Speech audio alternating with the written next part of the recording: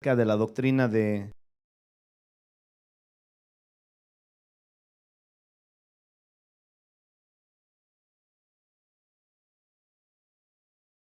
lo que es la verdad sobre la salvación.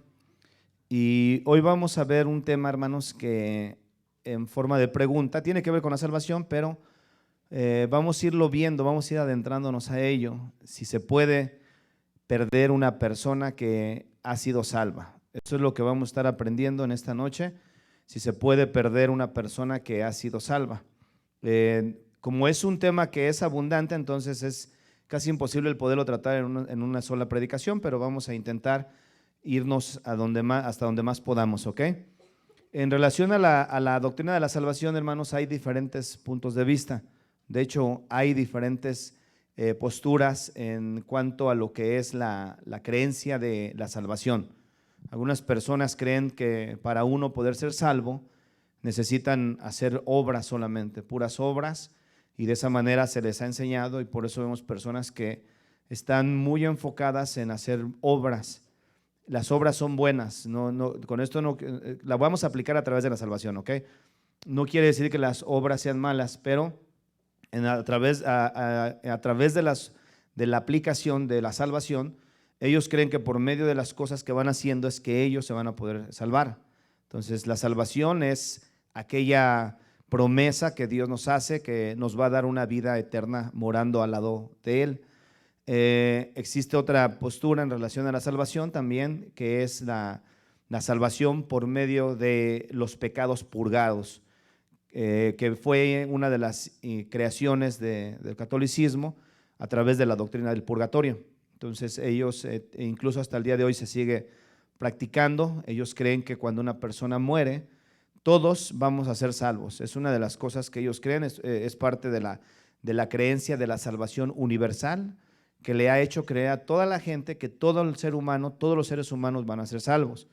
Entonces, como todos van a ser salvos, de acuerdo a la postura de la salvación por medio del purgatorio, si una persona vivió en pecado, de acuerdo a la gravedad de su pecado que haya practicado estando aquí en la tierra, entonces le va a tocar ir a ese nivel, porque al nivel que le corresponde, porque de acuerdo a esta enseñanza del purgatorio hay 7 escalones o 7 niveles de castigo, los cuales se van a aplicar de acuerdo al nivel del pecado que la persona haya cometido. Una vez estando ahí, por medio de ofrendas, que los llaman ellos limosnas, por medio de rezos de parte de los familiares, si es que no hay ofrendas ni rezos, entonces esa persona, según ellos, va a tardar más tiempo, pero al final de cuentas, pagando el castigo del pecado que haya cometido cuando estuvo aquí en la tierra, entonces va a llegar el momento en donde va a salir de ese lugar. Y esto es algo que no contradice la Escritura.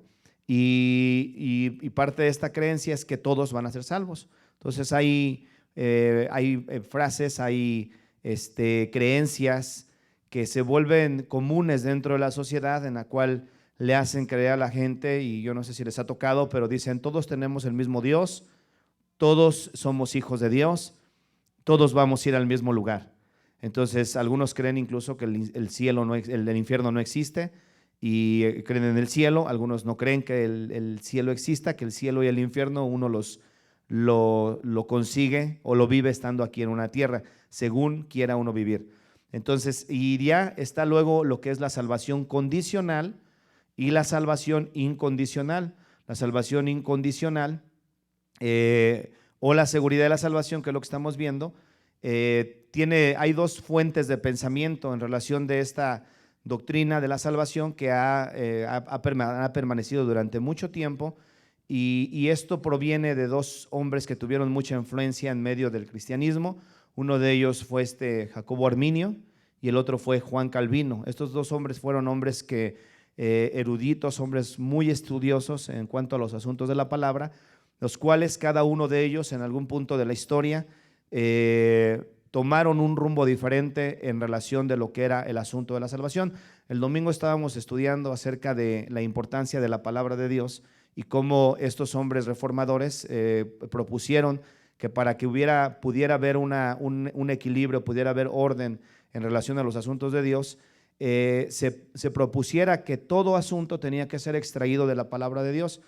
Y muchos de estos ataques que se comenzaron a recibir en el siglo XIV, en el siglo XV, fueron ataques que iban directamente hacia el asunto de la salvación, mucho de ello, porque en ese tiempo se estaba vendiendo la salvación por medio de las indulgencias y la gente pagaba prácticamente un pedazo de terreno allá en el cielo para poder ser salvos a través de las mentiras que llevó a cabo el Vaticano para poder extraer recursos o dinero de la gente para poder seguir terminando proyectos que tenían, que estaban a la mitad de la construcción. Dentro de esos proyectos está la Capilla Sixtina de San Pedro, allá en Roma, que fue una de las capillas que se creó o se levantó a través de esas mentiras.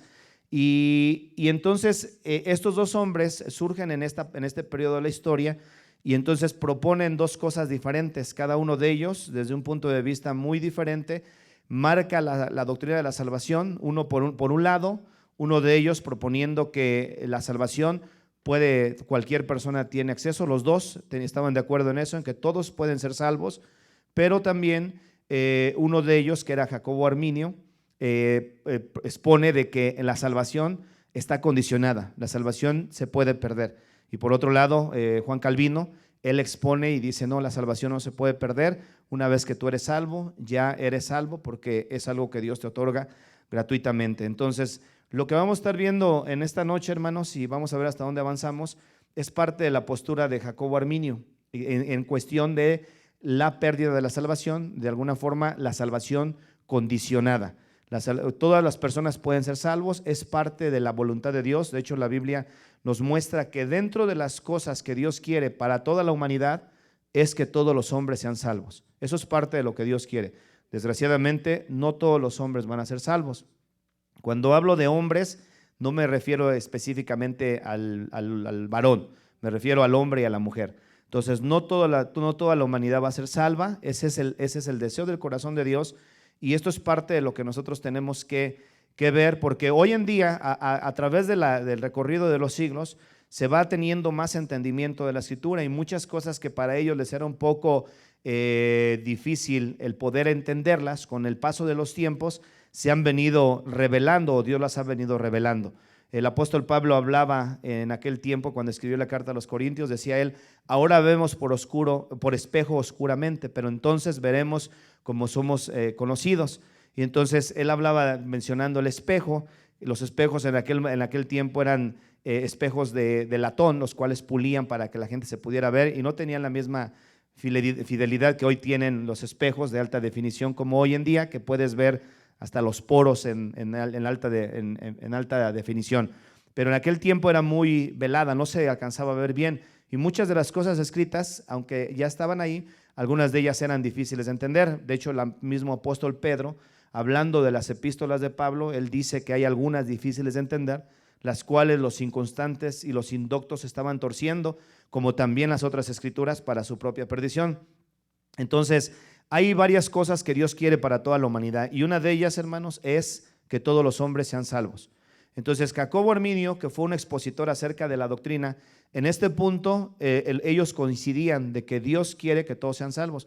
En el caso de Juan Calvino, que fue otro de los expositores acerca de la doctrina de la salvación, que incluso ha provocado hasta el día de hoy en día hay iglesias cristianas que están divididas por ese asunto, porque algunos creen que la salvación se pierde, otros creen que la salvación no se pierde, y esto ha generado que haya esta división que se ha marcado muy fuerte dentro de la iglesia, no nada más por cuestión de la salvación, sino por otros puntos doctrinales. Entonces, en el caso de Juan Calvino, vamos a entrar en esa parte. Una de las cosas que él proponía o expuso a través de la doctrina de la salvación es la doctrina de la predestinación.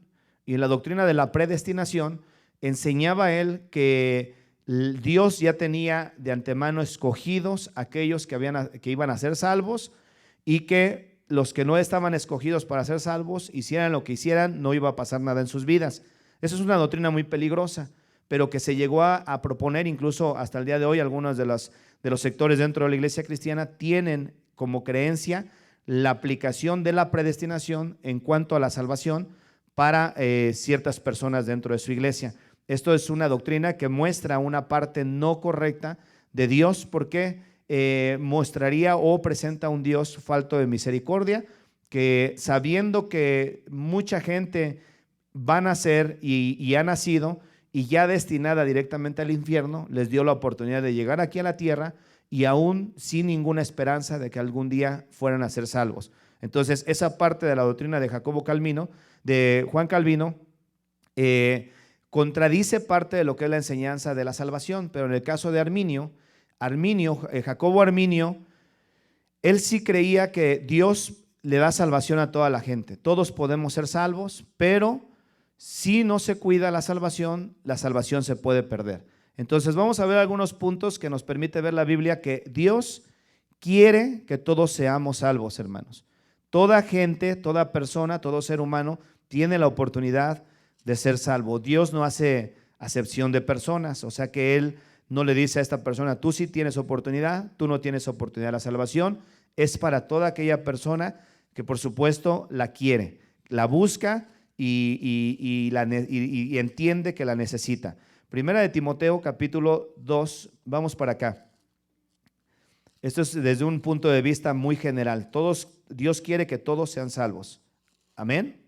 Entonces esa parte tú y yo la tenemos que tener bien en cuenta, porque la doctrina de la predestinación, hermano, se mueve de una manera muy, muy peligrosa y hay grandes maestros, expositores en este tiempo que enseñan acerca de la doctrina de la predestinación mostrada o aplicada al asunto de la salvación. Y esto es algo muy, muy, muy complejo, es algo muy difícil de creer, porque deja mucha gente prácticamente sin la esperanza de poder ser salvos. Ahora, nosotros sí tenemos que entender y saber, hermano, que Dios sí conoce quién va a ser salvo y quién no va a ser salvo. ¿Por qué? Porque eso habla de la presciencia de Dios, que es un conocimiento anticipado, o la omnisciencia de Dios, que Dios sabe todas las cosas. Él conoce el corazón de todos los hombres, ¿verdad que sí? Entonces no hay ningún corazón de ningún hombre que Dios no conozca. Él sabe quiénes sí le van a recibir, sí sabe eso, pero esto no quiere decir que es una elección arbitraria, una elección con acepción de personas. Acordémonos que todos los seres humanos tenemos voluntad propia, hermano. Esa es una de las cosas que nos hace a semejanza de Dios. Esa es una de las virtudes que Dios ha depositado sobre el ser humano, que nos da más el reflejo de Dios, el hecho de tener una voluntad propia, hermano, en la cual Dios nos da la oportunidad de elegir, ¿sí?, de acuerdo a nuestra elección personal. Y una cosa que vemos en relación a Dios es que en relación a la voluntad, Él no la viola. Puede Él hacer lo que Él quiera con el ser humano, porque la Biblia habla de que nosotros somos el barro, Él es el alfarero, y de la misma manera como el barro carece de voluntad propia, y Dios, siendo el creador, puede hacer lo que Él quiera con nosotros, y eso es una realidad, ¿sí? Él se puede manifestar a personas que incluso no le andan buscando. Ahí tenemos el caso del apóstol Pablo, que era un hombre que le andaba buscando nada de eso. Él andaba matando a los que creían en Jesucristo.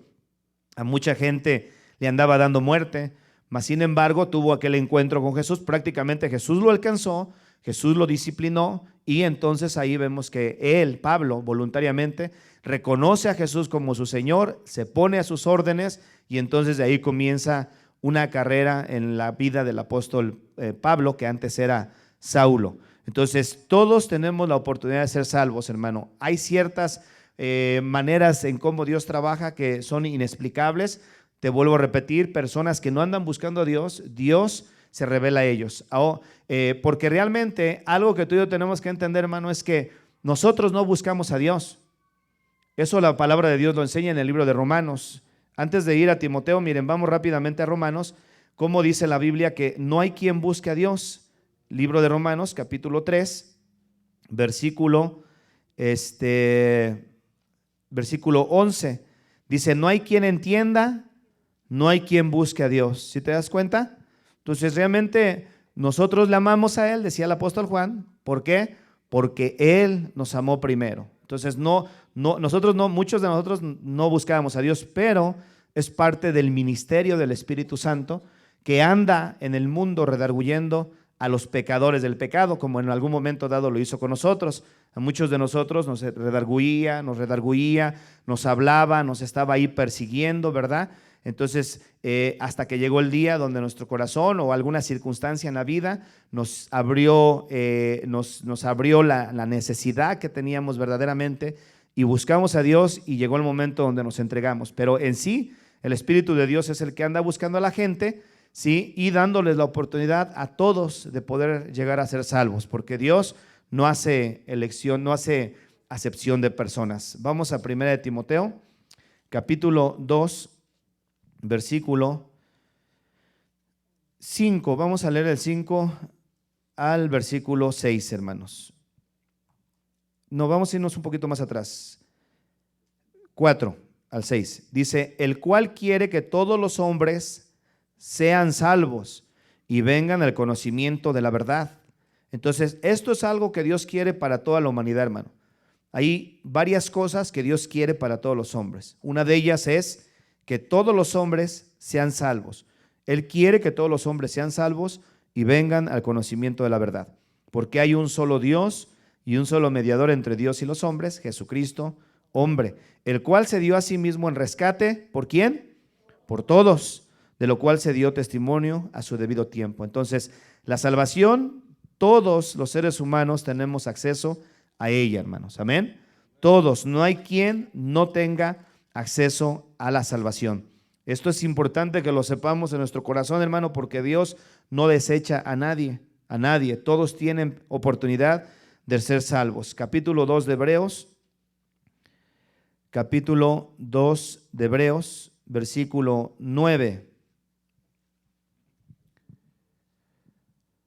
Entonces, Dios ofrece su gracia a toda la humanidad.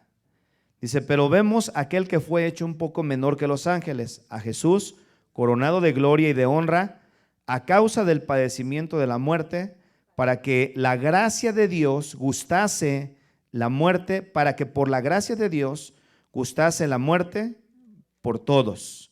Gustase la muerte por todos. Entonces, la gracia de Dios ha sido derramada ¿para quiénes, hermano? Para toda la humanidad. ¿Qué es la gracia de Dios? Aquel regalo, aquel don que Dios nos da sin nosotros merecerlo. Entonces, todos tenemos la oportunidad de poder ser salvos, hermano. Todos. No hay nadie que no tenga esa oportunidad dada por medio de Dios para nosotros ser salvos. En relación a la doctrina de la predestinación, esta es la parte que se despega de lo que es la aplicación de la salvación a través de la predestinación, porque si la gente ya está predestinada y ya Dios arbitrariamente, sabiendo que ya ciertas personas se van a ir al infierno, los deja venir a la tierra, entonces quiere decir que ellos ya no tenían ninguna opción, no tenían ya ninguna manera de poder ser salvos, y así les hablaran, entonces quiere decir que de nada iba a servir su esfuerzo, de nada iba a servir incluso la predicación, porque al final de cuentas la palabra de Dios no iba a hacer ningún efecto en la vida de estas personas.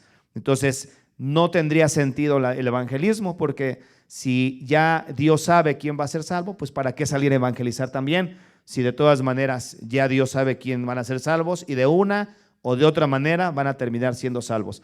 Y esta parte de la predestinación no se debe de aplicar a la cuestión de la salvación, hermano. La parte de la predestinación se aplica para que en el momento que ya nosotros seamos salvos, una vez entrando a la salvación, de ahí en adelante ya está predestinado todas las bendiciones que Dios tiene para nosotros, ya está todo ahí puesto. Es como entrar, Jesucristo hablaba de que Él era la puerta, ¿verdad? El que por mí entrare, entrará y saldrá y hallará nuevos pastos. Entonces, cuando ya entra uno a través de Jesucristo, porque Él es el único camino para poder ser salvo, Él es la puerta de la salvación, Él fue el que dijo, yo soy el camino, la verdad y la vida, nadie viene al Padre sino por mí. Una vez que uno entra por esa puerta que es Jesucristo, entramos y al entrar, ahí sí ya todo está predestinado. Todas aquellas obras que Dios quiere que hagamos, ahí está nuestro llamado, ahí está el camino que Dios nos va a dar a escoger, ahí están las bendiciones que Dios tiene para nosotros. Todo eso sí ya está predestinado, pero en relación a la salvación no debemos de aplicarlo de esa manera. Entonces, hay como 85 pasajes a través de la Escritura que pareciera ser que hablan de una salvación condicional. Entonces, lo único que podemos darnos cuenta a través del estudio de la salvación condicional, que es lo que proponía Jacobo Arminio, condicional significa que hay una condición para poder ser salvo. Condicional significa que una persona la puede perder si no cumple ciertas condiciones para poder sostenerse con la salvación en su vida.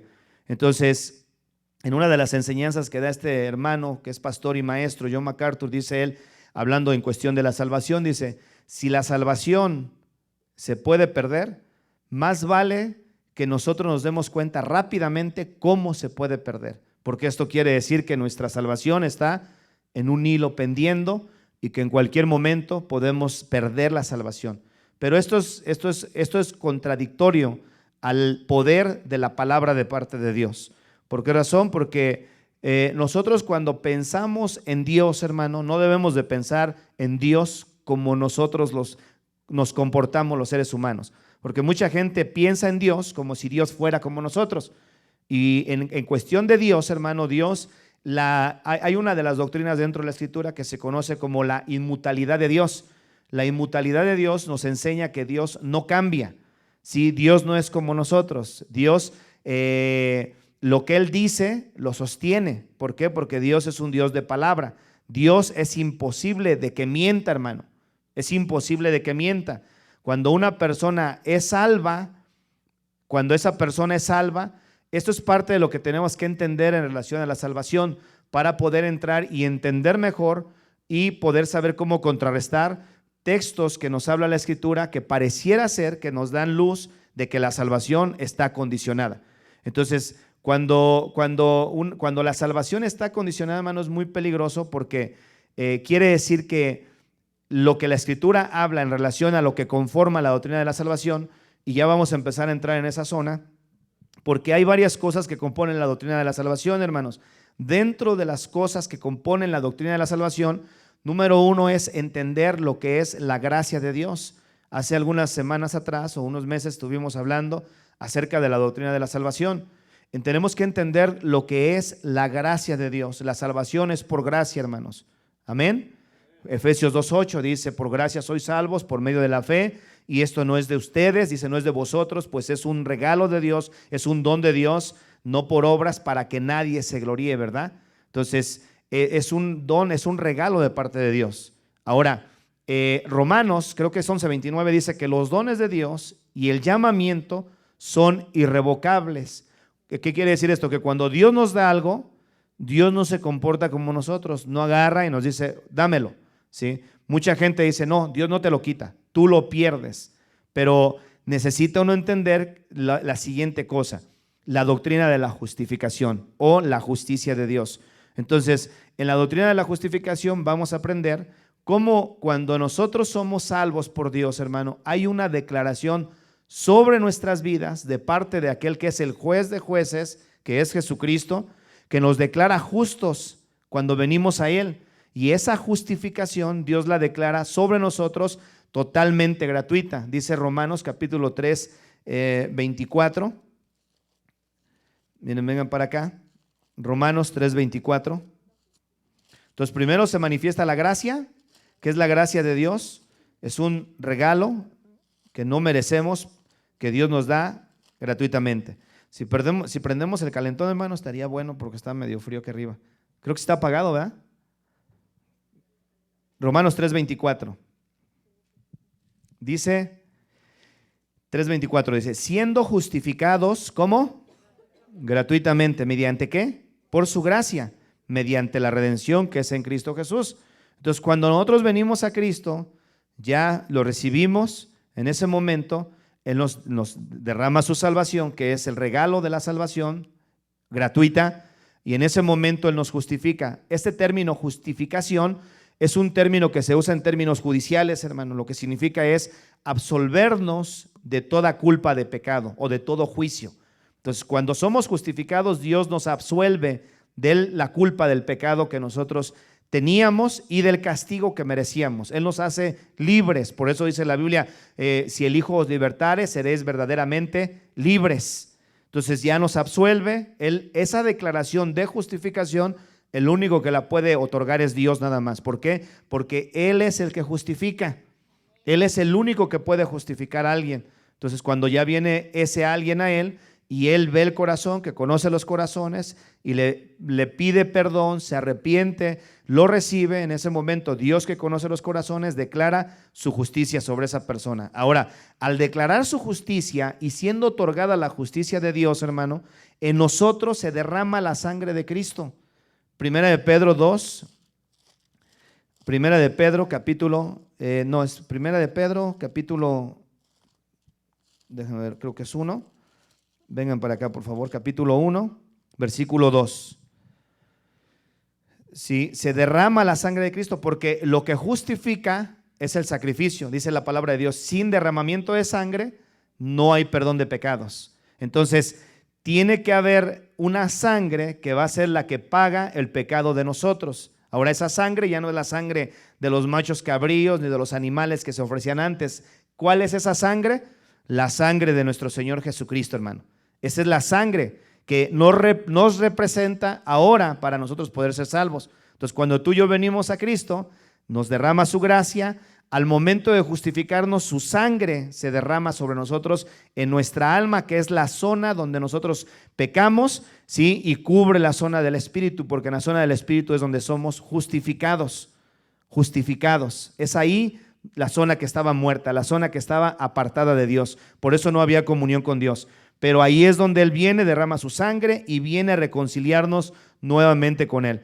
Primera de Pedro, capítulo 1, versículo 2, dice: elegidos según la presciencia de Dios, Padre, en santificación del Espíritu, para obedecer, ¿y qué dice? Ser rociados con la sangre de Jesucristo. Gracia y paz os sean multiplicadas. Ser rociados. ¿Te das cuenta? La sangre de Cristo ya es rociada sobre nosotros. Ahora sí, esa sangre, hermanos, es la que nos permite entrar a la presencia de Dios. Si esa sangre no estuviera en nosotros, no podemos entrar a la presencia de Dios. ¿Por qué? Porque para poder entrar a la presencia de Dios, la gente tenía que hacer su sacrificio y no entraba a la presencia de Dios, sino el sacerdote lo representaba delante de Dios. Hoy ya no necesitamos de un sacerdote, porque nuestro sumo sacerdote es Jesús. Él traspasó los cielos y Él se presentó delante del Padre con su propia sangre, que es la que pagó el precio de nuestros pecados. Entonces, Él nos compra, ya somos propiedad de Él, y al nosotros ya ser propiedad de Él, sucede algo dentro de nosotros, hermano, lo que se conoce como la regeneración. La doctrina de la regeneración, eso también lo vamos a ver más adelante, pero somos regenerados internamente. Dentro de nosotros sufre una transformación interna nuestro ser, hermano, y ahí es donde se lleva a cabo el nuevo nacimiento que se conoce, la nueva naturaleza, el nuevo hombre, la nueva mujer. Hay una vestimenta que Dios nos pone, entonces nos hace nuevas criaturas. Y eso que sucede dentro de nosotros, esa regeneración que sucede dentro de nosotros es irreversible. Es irreversible, ya no sufre cambio. Si fue genuino nuestro arrepentimiento, nuestro acercamiento a Dios, si fue genuino, cuando se lleva a cabo esa regeneración, ya no se vuelve a regresar al mismo estado de antes. ¿Por qué? Porque el que la lleva a cabo es el Espíritu Santo. Somos regenerados entonces por la obra del Espíritu, nos cambia, nos transforma. Por eso es que la gente comienza ahora sí a querer leer la Biblia, a querer ir a la iglesia, a querer alabar a Dios, empieza a tener temor de Dios, porque hay un nuevo nacimiento que se lleva a cabo dentro de nosotros, y en ese mismo nacimiento ahora sí hay conciencia de Dios, ahora sí hay temor de Dios, ahora sí hay esperanza, ahora sí hay fe verdadera, ahora sí alabamos a Dios verdaderamente. Esos son los sentidos del Espíritu que nacen cuando tú y yo somos regenerados por la obra del Espíritu Santo. Entonces, entendiendo estas partes, hermano, de lo que es la forma en cómo se lleva a cabo progresivamente la obra de salvación, vamos a poder entender lo que sigue a continuación, porque en relación a que la salvación se puede perder, entonces pone a la persona como si estuviera recibiendo algún objeto, algún objeto, el cual lo tiene externamente, y en el momento que esa persona cometa un pecado, cometa un error, inmediatamente eso se le quita y vuelve a estar en la misma situación. Pero una persona que verdaderamente ha nacido de nuevo, que verdaderamente ha sido salva, no va a volver a ser jamás la misma persona. Jamás va a volver a ser la misma persona. Si esa persona llegare a cometer algún pecado, llegare a cometer algún error en su vida, donde quiera que esa persona ande, va a sentir la presencia de Dios y cómo el Espíritu Santo le va a estar incomodando donde quiera que ande.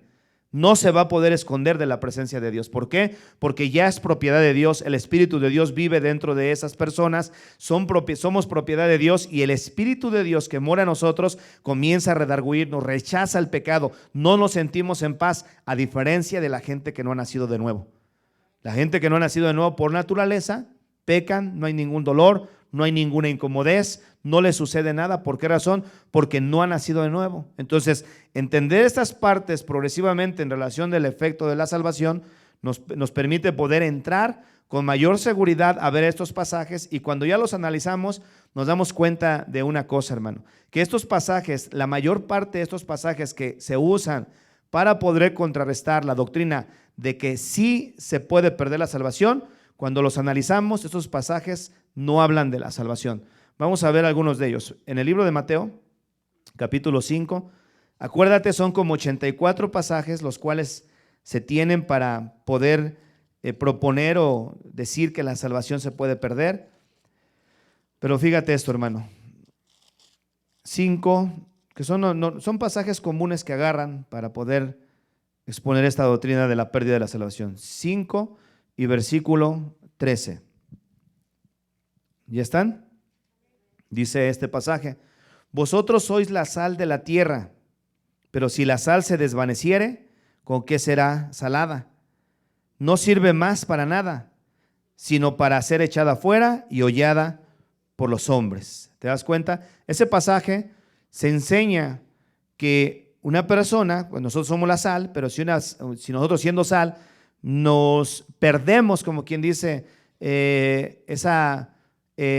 eso que nos hace de alguna forma tener, dar sabor, preservarnos, porque la sal tenía varios usos. En la antigüedad se usaba como moneda, se usaba para preservar alimentos. Entonces, cuando una persona, siendo comparada, esto se conoce como un pasaje metafórico, siendo comparada una persona con la sal, las funciones que la sal tenía, cuando esa persona comienza a perder esa función, dice que comienza a desvanecerse. Empieza a perder el propósito por el cual fue creada esta persona, en el caso de una persona que ha sido salva. Es posible que una persona que ya haya conocido a Jesucristo llegue a empezar a perder el propósito por el cual Dios lo alcanzó y comience ya a no tener ningún efecto en el mundo. Cuando la Biblia habla de que nosotros somos la sal de la tierra, hermano, es que la iglesia que somos nosotros, hablando de nosotros, estoy hablando de la iglesia universal, la iglesia que somos nosotros, somos quien Dios está usando para que el mundo todavía hasta cierto punto se mantenga sin descomponerse. Somos los que estamos siendo usados por Dios para preservar el mundo. Entonces, y como parte del propósito de Dios en la vida del creyente es que nosotros preservemos la zona donde Dios nos tiene siendo sal, para poder darle una preservación, para poderle dar vida a ese lugar, para poder mantener de alguna manera esos lugares que no se corrompan a través de la presencia de Dios en nosotros, donde quiera que Él nos tiene. Pero ¿qué pasa? Que hay cristianos que llegan a descuidarse en su vida, entonces comienzan a caer en las obras de la carne. Y ahí es donde empezamos a ver las debilidades en la vida del creyente. Pablo decía, andar en el Espíritu, no satisfagáis para los deseos de la carne, porque el deseo de la carne es contra el Espíritu y el del Espíritu es contra la carne. Estos se oponen entre sí para no dejarte hacer lo que quieres. Dice, y manifiestas son las obras de la carne. Y entonces tenemos que tener en cuenta, hermano, que esa vieja naturaleza en nosotros todavía está ahí. Todavía quiere que le pongamos atención. Todavía quiere llamar nuestra atención, se quiere manifestar. Pablo, cuando hablaba de las obras de la carne, decía, y manifiestas son las obras de la carne. Se quiere presentar todavía. Miren, vengan aquí rápidamente a Gálatas, capítulo 5. Se quiere manifestar de diferente manera. Entonces, ahí nosotros tenemos que aprender a tomar dominio propio, a no satisfacer esos deseos de la carne, ¿sí? Porque la carne quiere que lo alimentemos. Versículo 19 de 5 de Gálatas dice, manifiestas son las obras de la carne.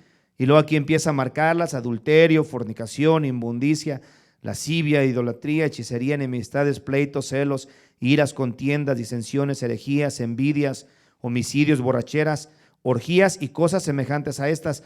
Entonces ahí vemos las obras de la carne. Un cristiano puede inclinarse a atender nuevamente en su vida las obras de la carne, hermano. Es una pregunta. Sí, sí. Sí, ¿cómo se empieza a inclinar un cristiano hacia las obras de la carne? Bueno, aquí vemos varias de ellas descritas. Un cristiano, por ejemplo, puede empezar a tener pereza, ya no lee la palabra, se empieza ya no a preocupar de su vida espiritual. Cuando Pablo decía andar en el espíritu, no es como que andemos volando en el espíritu, no, sino cuidar nuestra vida espiritual. ¿Cómo vamos a cuidar nuestra vida espiritual? Oración, palabra de Dios, comunión entre los hermanos, alabanza, que es parte de lo que nos mantiene alimentándonos espiritualmente. Entonces, si nosotros nos descuidamos, en el momento que empezamos a descuidarnos, la carne, hermanos, comienza a tomar fuerza, ¿sí? Comienza a tomar fuerza y lentamente va a empezar a manifestarse y va a comenzar a pedir aquellas cosas que tal vez ya no le dábamos antes. Yo no sé cuántos de ustedes están de acuerdo que de repente cuando nos descuidamos empezamos a querer hacer cosas que ya habíamos dejado atrás. ¿Por qué? Porque estamos descuidándonos, la carne está agarrando fuerza. Entonces, eso le pasa a todo creyente, eso es natural. Y la carne se adormece por medio de mantenernos en el espíritu, viviendo una vida en el espíritu. Entonces, ahí está todavía. Nos damos cuenta que todavía es posible de que una persona lentamente, siendo comparado con la sal, empiece a perder el propósito que Dios tiene con ese cristiano. Empieza a perder el propósito. Cuando antes era sal dentro de su casa, que estaba preservando a su familia, que estaba preservando a lo mejor hasta al vecindario, hermano. ¿Tú sabes qué bendición es tener a un cristiano en una colonia, hermano, en una calle? Es una grande bendición, porque ese cristiano es portador de la presencia de Dios. Incluso por muchas de las oraciones que ese cristiano hace en su casa, alrededor los vecinos son hasta cierto punto también beneficiados, aunque no busquen de Dios. A través del profeta Ezequiel decía el Señor en el capítulo creo 22:30, decía él: y busqué entre ellos hombre que hiciera vallado, que se pusiera a la brecha, que intercediera a favor de mí para que no los destruyese, y no los hallé. Entonces, cuando no hay cuando el pueblo de Dios que somos nosotros empezamos a perder el propósito que Dios tiene en nuestra vida, empezamos a hacernos insípidos. Ya no estamos cumpliendo el propósito de Dios. Ya el diablo nos está neutralizando, porque lo que él quiere es tenernos de esa manera. Quiere adormecernos, quiere neutralizarnos, quiere que no tengamos ese efecto por el cual Dios nos compara con la sal. Entonces la sal, uno de los propósitos principales que tenía en aquel tiempo era preservar los alimentos, hermano. Ellos lo usaban porque en aquel tiempo no tenían la tecnología que hoy de los refrigeradores y todas esas cosas, y ellos la arrojaban sobre los alimentos para que se preservaran más tiempo y de esa manera pudieran tener alimento para largas jornadas. Entonces nosotros como hijos de Dios somos comparados con la sal, no en el sentido de la salvación, sino en el sentido del propósito por el cual Dios nos ha alcanzado. Nosotros somos la sal del mundo, y puede la sal perder su sabor comparada con nosotros. Sí podemos perder el propósito por el cual Dios nos llama sal de la tierra, hermano. Sí se puede perder, pero se pierde el propósito, se pierde el llamado que Dios tiene en nuestras vidas. Eso, ahora, cuando digo se pierde, no quiere decir que Dios no lo quita, porque Dios no nos lo quita. Acuérdate que todos un día vamos a compadecer delante del tribunal de Cristo para darle cuentas a Dios de lo que hayamos hecho mientras estuvimos en el cuerpo, sea bueno o sea malo. Todos vamos a compadecer. Es necesario que todos compadezcamos ante el tribunal de Cristo, dice la palabra. Ese día le vamos a dar cuentas al Señor de lo que estuvimos haciendo desde el día que nos alcanzó hasta el día que nos presentamos delante de Él. A eso se refiere la sal, no se aplica en el sentido de la salvación, porque hay creyentes que sí pueden caer en un estado de carnalidad y perder el propósito que Dios tiene en su vida, específicamente de ser preservadores del lugar donde están, de su familia, de su colonia, puede ser hasta de un país, puede ser de la misma iglesia, hermanos. Entonces, eso puede pasar en la vida de cualquier creyente. El apóstol Pablo, la carta a los Corintios, esta es una de las cartas que nos permite ver cómo dentro de la iglesia, hermanos, hay gente que es carnales, ¿sí? ¿Y a qué se refiere esa gente? Pues son creyentes que descuidan su vida espiritual y que pueden caer en un estado de comportamientos de carnalidad. Entonces, estamos viendo acerca de la sal. Capítulo 3, versículo 1 de 1 Corintios. Fíjense lo que Pablo habla en esta carta. ¿Sí han leído la carta de los Corintios, hermano? La carta de los Corintios es una de las iglesias, o la iglesia de Corinto, fue una de las iglesias con uno de los testimonios muy feos de muchas cosas que pasaban ahí. Era una iglesia que tenía mucha carnalidad, mucho pecado dentro de ella. Y el apóstol Pablo, cuando manda esta carta, les expresa esto. Capítulo 3:1 dice: de manera que yo, hermanos, no pude hablarles como espirituales, sino como, ¿qué, hermano? Como a carnales, como a niños en Cristo. ¿Y por qué les dice carnales? Porque eran personas que estaban dentro de la iglesia, pero no cuidaban su vida espiritual, no estaban creciendo, estaban prácticamente comportándose como niños en Cristo, les dice Pablo. ¿Cómo se comporta un niño? El apóstol Pablo decía: cuando yo era niño, hablaba como niño, pensaba como niño y actuaba como niño. Cuando ya fui grande, dejé lo que era de niño. ¿Por qué? Porque el creyente va creciendo y conforme va creciendo, va comportándose con más madurez, ¿verdad? Ya no piensa como un niño, ya no habla como un niño, ya no se comporta como un niño. Y los corintios sí se comportaban de esa manera. Muchos de los hermanos que estaban en la iglesia de Corintios se comportaban como niños, y un niño, ya hablando en sentidos espirituales, es una persona que se comporta muy carnal, que caminan en la carne. Entonces dice: no pude hablarles como espirituales, sino como a carnales, como a niños en Cristo. Y les dice: os di a beber leche y no a vianda. Y eso se refiere a las dos clases de doctrina que hay, o dos clases de verdades que encontramos en la Biblia. Hay verdades que son más fáciles de digerir y hay verdades que son un poco más complicadas, que Dios nos las comienza a dar conforme vamos creciendo, porque vamos necesitando un alimento más sólido. Pero Pablo le dice a los hermanos: les di a beber leche y no vianda. ¿Sí? ¿Por qué? Porque Pablo conocía que había ciertas verdades que ellos no las iban a entender, no las iban a recibir, y les tuvo que dar cosas que fueran entendibles y digestibles hasta cierto punto para ellos, para que las pudieran poner en práctica. Pero sí les hace conocer que les tuvo que hablar como a niños en Cristo. Dice: les di a beber leche y no vianda, porque aún no erais capaces, ni sois capaces todavía. ¿Y por qué les dice esto? Versículo 3 dice: porque aún sois carnales. ¿Y por qué? Pues habiendo entre vosotros, ¿qué? Celos, contiendas, disensiones. Les dice: ¿no sois carnales y andáis como hombres? Porque diciendo el uno: yo ciertamente soy de Pablo, y el otro: yo soy de Apolos, ¿no sois carnales? Entonces, esa era parte del comportamiento que los hermanos de la iglesia de Corinto tenían, y que Pablo resalta su comportamiento de carnalidad. Entonces, su función de sal no estaba siendo efectiva dentro de la iglesia de Corinto. Entonces, ¿puede una persona que ha sido comparada con la sal en cuestión de lo que es su función en su familia, en una colonia, en una ciudad, en una iglesia, puede ir perdiendo poco a poco el propósito o su función? Sí se puede, hermano, sí se puede. ¿Por qué razón? Porque se descuida uno y entonces comenzamos a caer en un estado de carnalidad. Entonces, porque se descuida esa persona, ¿quiere decir que entonces ya perdió su salvación? No, está perdiendo su comunión con Dios, está perdiendo su relación con Dios. Pero en cuestión de la salvación, hasta este punto no se aplica para la situación de la salvación. Veamos otro punto más, capítulo 7 del libro de Mateo. Mateo capítulo 7 y versículo 16. Vamos a ver versículo 15, 16 y hasta el 19, vamos a leer. ¿Ya están? Dice: guardaos de los falsos profetas que vienen a vosotros con vestidos de ovejas, pero por dentro son lobos rapaces. Y luego dice: por sus frutos los conoceréis. ¿Acaso se recogen uvas en los espinos o higos de los abrojos? Así, todo buen árbol da buenos frutos, pero el árbol malo da frutos malos. No puede el buen árbol dar malos frutos, ni el árbol malo dar frutos buenos. Todo árbol que no da buen fruto es cortado y echado en el fuego.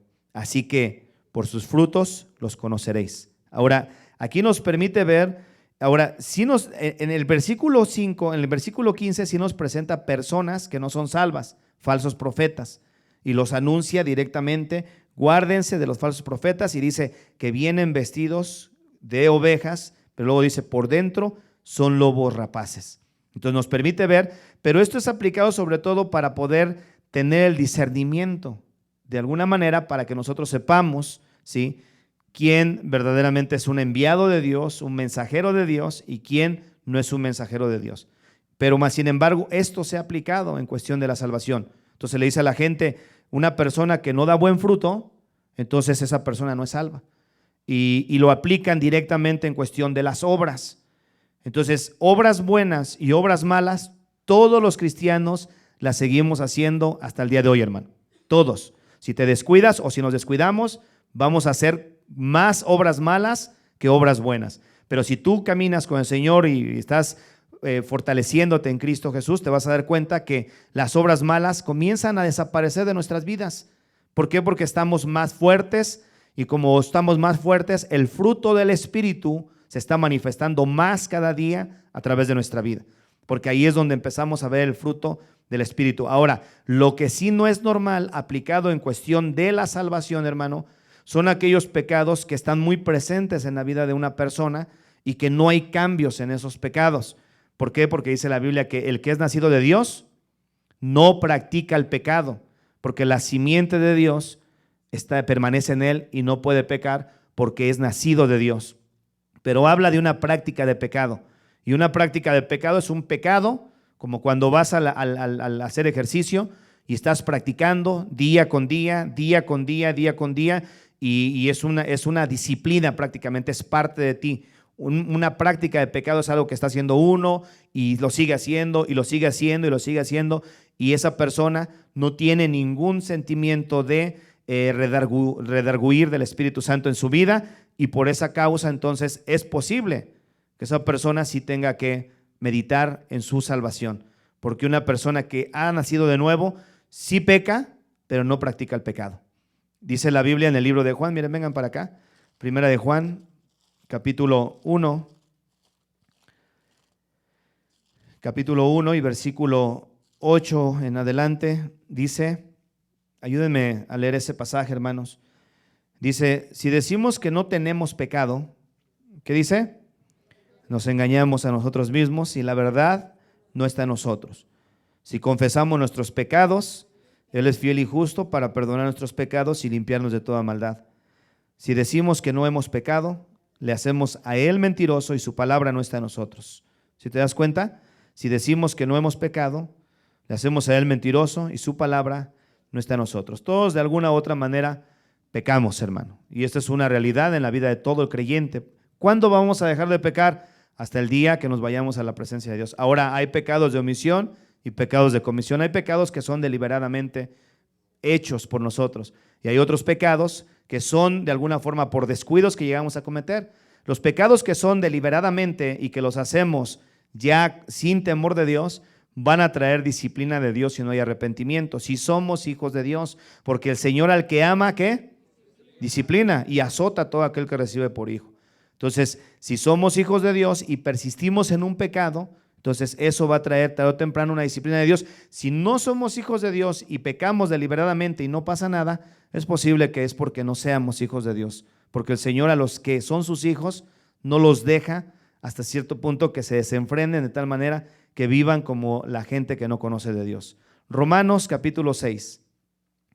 Hay 84 pasajes, hermanos, que nos hablan acerca de la seguridad condicional, bueno, que han sido usados para aplicarlos de esa manera. No vamos a poderlos analizar todos. Romanos capítulo 6, pero cada uno de esos pasajes, lo único que sí te quiero decir es esto: cada vez que tú escuches acerca de que la salvación se puede perder, una vez que veas la porción de la Escritura que te están presentando, entonces analízala conforme el contexto, ¿ok? Analízala conforme el contexto. ¿Qué es el contexto o el uso del contexto? Es viendo los pasajes anteriores y los pasajes posteriores. Y entonces, de acuerdo al contexto que te presenta ese pasaje, posteriormente ve y fíjate si te está hablando de la salvación. porque la mayoría de esos pasajes no hablan de la salvación, no están aplicados directamente al asunto de la salvación.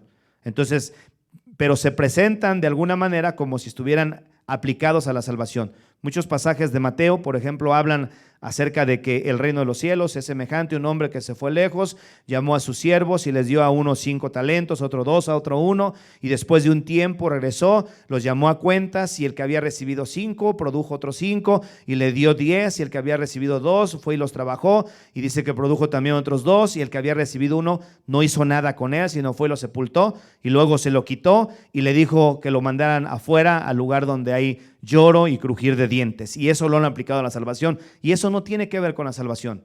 Ahí esos pasajes no hablan de salvación, hablan de recompensa.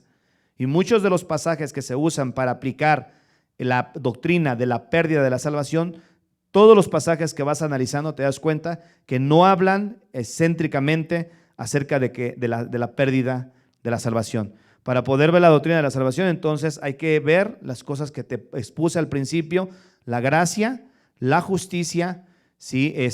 La gracia, la justicia y la redención de Dios en la vida de nosotros. La justificación y la redención, ¿sí? Capítulo 6 de Romanos. Y si quieres que te dé todos los pasajes que se usan para esto, te los puedo dar también, hermanos, pero no creo que vaya a ser en esta ocasión, pero te los puedo dar tal vez imprimiéndolos. Capítulo 6, versículo 11. ¿Ya están? Dice: así también vosotros, considerados muertos al pecado, pero vivos para Dios en Cristo Jesús, Señor nuestro. No reine pues el pecado en vuestro cuerpo mortal, de modo que le obedezcáis en sus concupiscencias, ni tampoco presentéis vuestros miembros al pecado como instrumentos de iniquidad, sino presentaos vosotros mismos a Dios como vivos entre los muertos, y vuestros miembros a Dios como instrumentos de justicia. Entonces, una de las cosas que vemos aquí, que es lo que debe de suceder con una persona que sí ha sido salva, es que el pecado ya no reina en la vida de un verdadero creyente. El pecado ya no lo gobierna como ya no tener opción. Antes éramos esclavos del pecado. Antes hacíamos por naturaleza lo que nuestra carne nos decía. Miren, vamos aquí a Efesios rápidamente. Casi vamos terminando, hermanos. Efesios, capítulo 2.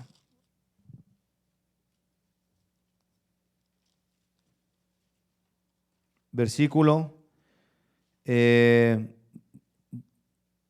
en adelante. Dice: y Él os dio vida a vosotros cuando estabais muertos en vuestros delitos y pecados, en los cuales anduviste en otro tiempo, siguiendo la corriente de este mundo, conforme al príncipe de la potestad del aire, el espíritu que ahora opera en los hijos de desobediencia, entre los cuales también todos nosotros vivíamos en otro tiempo. Y aquí dice, fíjate, en los deseos de nuestra carne. Así es como vivíamos en otro tiempo, si es que ya hemos nacido de nuevo, en los deseos de nuestra carne, haciendo la voluntad de la carne y de los pensamientos, y éramos por naturaleza hijos de ira, lo mismo que los demás. Pero Dios, que es rico en misericordia por su gran amor con que nos amó, aun estando nosotros muertos en pecado, ¿qué dice? Nos dio vida juntamente con Cristo, por gracia sois salvos, y juntamente con Él nos resucitó, y asimismo nos hizo sentar en lugares celestiales con Cristo Jesús. Entonces hoy ya estamos vivos, ya el pecado ya no reina en nosotros, ¿sí? Ya no nos controla como nos controlaba antes. Una de las cosas que sucede cuando una persona nace de nuevo, hermano, es que a esa persona Dios le otorga el poder sobre el pecado. Dios le otorga el poder. Ahora tenemos poder sobre el pecado en Cristo Jesús, no en nosotros. En Cristo Jesús tenemos el poder sobre el pecado. El pecado ya no se va a enseñorear de nosotros, hermano. Esto es algo que tú y yo tenemos que saber. Entonces, para poder analizar todos estos pasajes, lo primero que nosotros nos tenemos que preguntar es: ¿quién es un cristiano verdadero? ¿Quién es un cristiano verdadero? Y eso, hacérnosla a nosotros esa pregunta, porque nosotros somos los que tenemos que analizar nuestra vida. ¿Verdaderamente recibí a Jesucristo como Señor y Salvador? ¿Me puedo considerar un verdadero cristiano? ¿He recibido realmente a Jesucristo como mi Señor y Salvador? ¿sí? Y entender qué es el hecho de haber recibido a Jesús como nuestro Señor y como nuestro Salvador. Mucha gente quiere a Jesús como su Salvador, pero no lo quiere como su Señor, hermano. Y cuando nosotros recibimos a Jesús, lo primero que Él dice es: Jesucristo es mi Señor. Y cuando nosotros confesamos con nuestra boca que Jesucristo es el Señor y creemos en nuestro corazón que Dios le levantó de los muertos, dice que somos justificados. Porque con el corazón se cree para justicia, pero con la boca se confiesa para salvación. Entonces, para justicia es que tú y yo nos ponemos a la orden de Jesús, hermano. Nos humillamos delante de Él, nos sometemos a Él. Esa es la conversión de Pablo. Vemos con Pablo, a pesar de que él no andaba buscando a Jesús, cuando Jesús lo derribó a suelo y quedó ciego y oyó la voz de Jesús: Saulo, Saulo, ¿por qué me persigues? Y entonces cuando oyó la voz dice: ¿qué quieres que haga, Señor? Ahí inmediatamente reconoció que Jesucristo era el Curios, que Jesucristo era el Señor. Y no era, es el Señor, hermano. Jesús es el Señor. Entonces tú y yo tenemos que entender esa parte. ¿Sabes por qué, hermano? Porque en la mente de Dios no existe la duda, como en nosotros. Si usted no creas que Dios, por ejemplo, hoy nos da su salvación y mañana, entonces dice: no, pues ya estoy pensando que no fue nada bueno el haberle otorgado la salvación ni a esta muchacha, ni a este joven, porque mira cómo está portando. Dios no piensa de esa manera, hermano. De hecho, Dios vive en un tiempo continuo presente. El tiempo de Dios es un tiempo, Kairos se conoce, que es un tiempo presente continuo. El tiempo de nosotros los hombres es un tiempo cronos, es un tiempo cronológico que marca de un punto hacia otro punto. Dios no está sujeto al tiempo.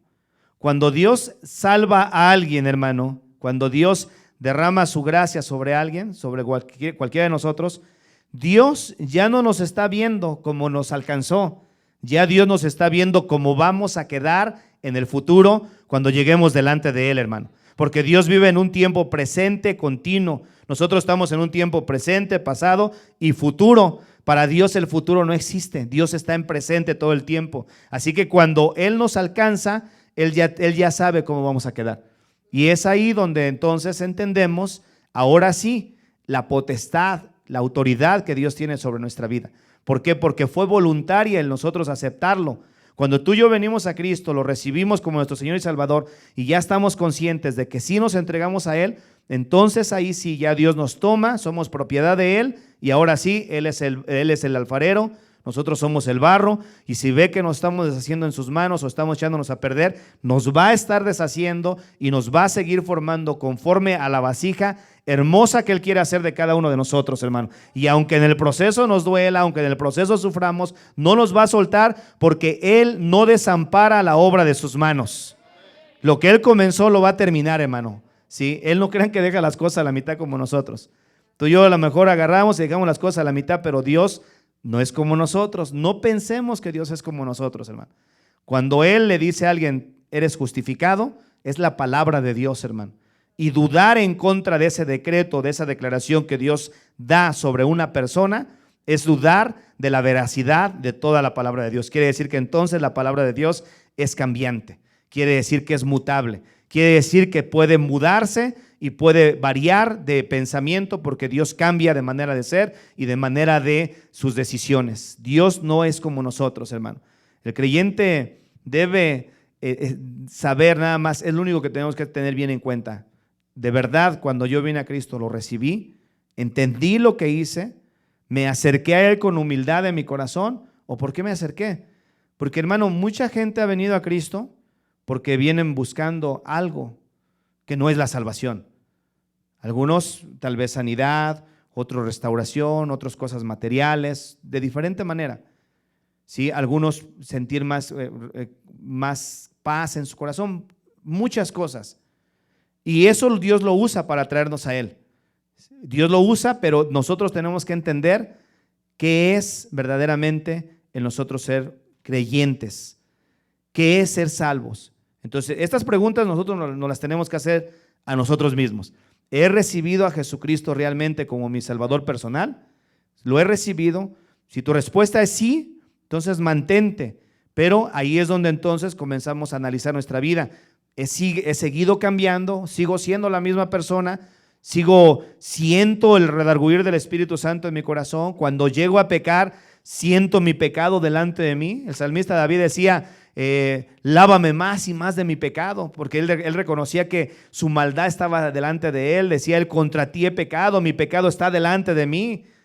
Él sentía cómo el pecado no lo dejaba. ¿Por qué? Porque el pecado, hermano, que uno llega a cometer nos está persiguiendo, lo sentimos de cerca, hasta el momento que nos arrepentimos y le pedimos a Dios que nos ayude. Entonces, estos pasajes que podemos analizar a través de esta postura de la pérdida de la salvación, hermano, son pasajes que tienen condiciones, y la salvación de Dios, una vez entregada, no tiene condición. ¿Por qué razón? Porque Dios ya no nos va a dejar que de ahí en adelante nos perdamos. Nos hace falta todavía mucho por seguir revisando. Brian, ¿me acompañas con el piano, por favor, hijo? Entonces, todos los pasajes que analizamos a través de la pérdida de la salvación tienen que ver con obras de uno, hermano. Y la salvación de nosotros no es por obras. En algún momento dado, hablando acerca de la salvación, hermano, cuando nosotros le añadimos algo más al sacrificio de Jesús, que es la salvación o el sacrificio de Jesucristo, cuando le añadimos algo más a esa obra de expiación por nuestro pecado en la cruz del Calvario, entonces lo que estamos nosotros creyendo es que no fue suficiente que Jesucristo fuera a la cruz. No fue suficiente que Él haya derramado su sangre por nosotros.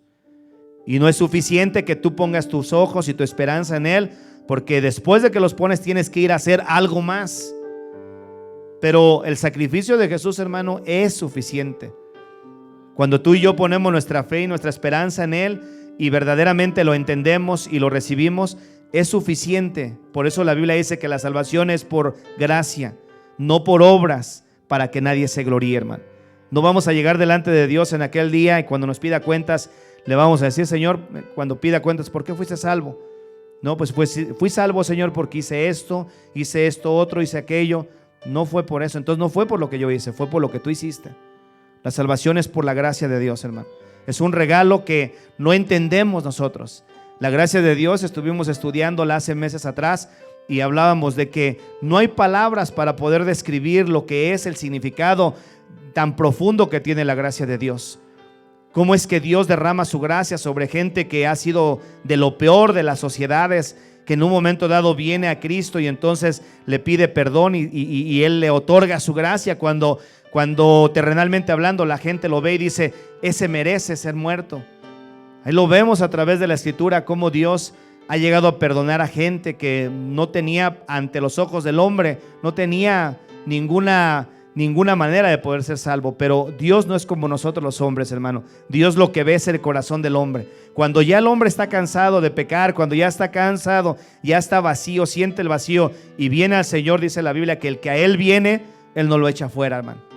Entonces cuando tú y yo venimos a Él, hermano, tenlo por seguro que Él nos va a recibir. Nos va a recibir y de ahí en adelante ponte a sus órdenes, porque eso es el señorío de Cristo sobre nuestras vidas. Él es nuestro Señor. La semana que entra vamos a continuar, hermanos. Pónganse de pie, por favor.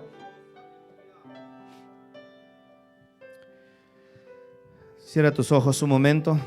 Padre, venimos delante de ti en esta hora, Señor, dándote gracias. Muchas veces, Señor, viene el diablo, Padre, los espíritus inmundos a nuestra mente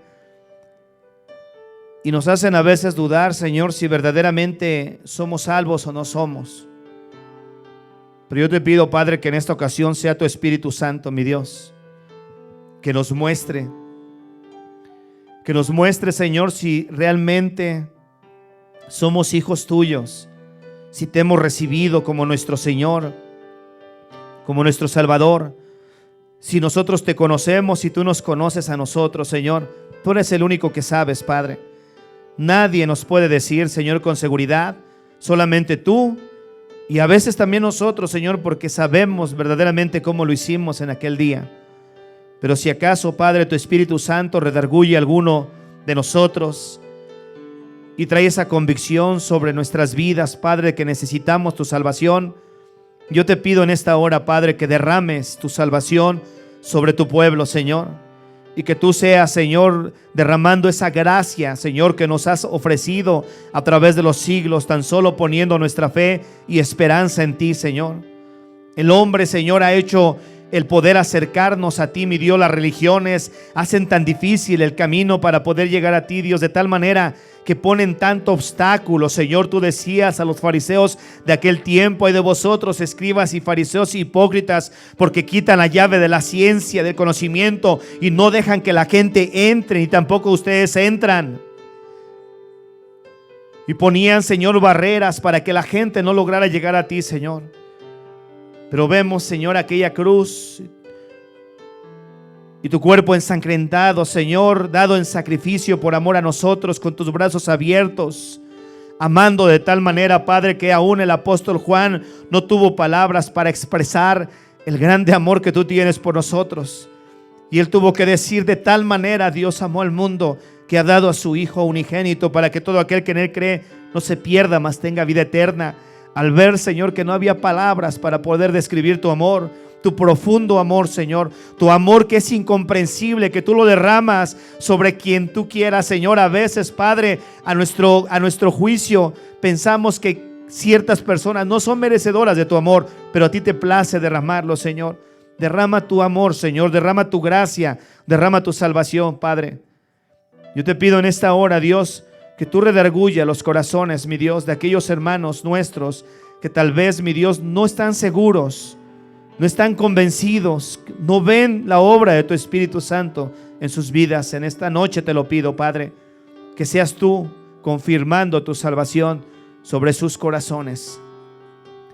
Si tú crees, hermano, que no has hecho esa decisión, hazla ahí en tu corazón, pero hazla con entendimiento, hazla con convicción. Dile a Jesús: Señor Jesús, yo quiero recibirte como mi único Salvador. Yo creo que tú eres el único que puedes perdonar y limpiar mis pecados. Creo que tú moriste y resucitaste al tercer día y estás sentado a la diestra del Padre, reinando con poder. Señor Jesús, yo quiero recibirte en esta noche voluntariamente, sin nadie me está forzando. Yo quiero recibirte por mi voluntad sometida a ti, Señor. Quiero que tú seas mi Señor desde este día. Quiero que tú seas mi Salvador desde este día. Me entrego a ti, Señor. Te doy gracias porque tú escribes mi nombre en el libro de la vida. Para el día que tú vengas, Señor, yo vaya contigo. Toma mi vida, Señor. Toma mis pensamientos, mi alma, mi cuerpo, mi espíritu. Sé tú controlando, Señor, mi vida de aquí en adelante, Señor. Me pongo en tus manos, Padre. Gracias, Señor Jesús, te doy en esta noche. Padre, te damos las gracias, Señor, por permitirnos poder gozarnos en tu palabra, mi Dios, por el alimento espiritual que nos has traído en esta noche. Gracias te damos, Padre. Llévanos con bien a casa, mi Dios, y permítenos poder degustar, Señor, el alimento espiritual, Señor, que tú has tratado, Dios, en nuestros corazones en esta noche. En el nombre de Jesús, amén y amén. Dios les bendiga, hermanos.